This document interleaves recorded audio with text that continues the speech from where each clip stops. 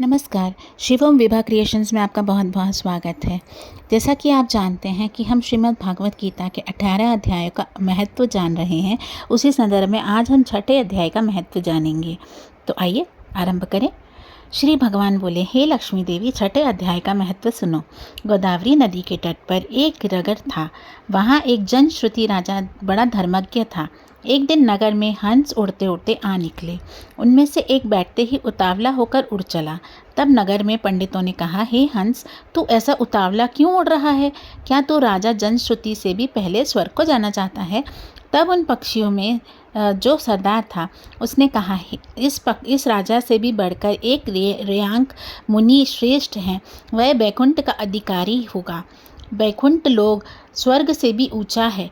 तब राजा ने मन में विचार किया कि मेरे से उसका पुण्य बड़ा होगा जिसकी यह हंस स्तुति करते हैं। यह विचार करके राजा ने कहा कि चलकर उनके दर्शन करने चाहिए। राजा ने सारथी से रथ मंगवाकर उस पर बैठ प्रथम बनारस की श्री काशी जी में जाकर गंगा स्नान कर ब्राह्मणों को दान दिया व शिवजी महाराज के दर्शन किए। फिर लोगों से पूछा, यहाँ कोई रैंक मुनि रहते हैं क्या? लोगों ने कहा, नहीं। फिर राजा ने उत्तर दिशा में जाकर बद्री नारायण को परसा। वहाँ से राजा का रथ चले नहीं।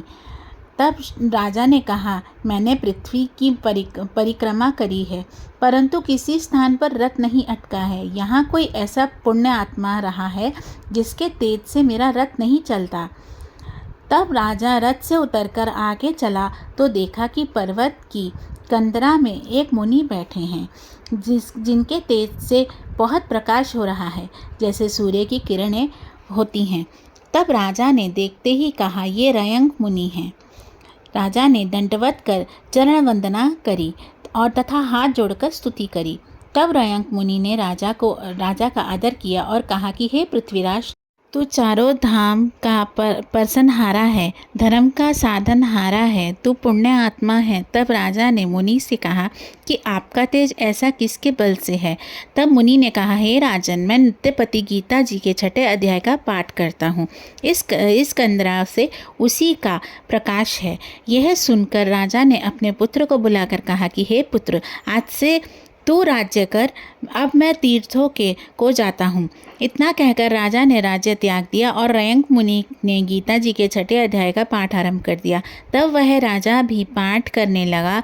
एक दिन प्राणायाम करके दोनों ने देह त्याग दिए। तब स्वर्ग के विमान आए और जिस पर वह बैठ के वैकुंठ को गए। श्रीमद् भागवत गीता जी के संपूर्ण अध्यायों का नित्यपति पाठ करने से व श्रवण मात्र से ही मनुष्य के सारे कष्ट दूर होकर उसका जीवन सुखमय हो व वैकुंठ धाम को प्राप्त होता है। जय श्री हरि।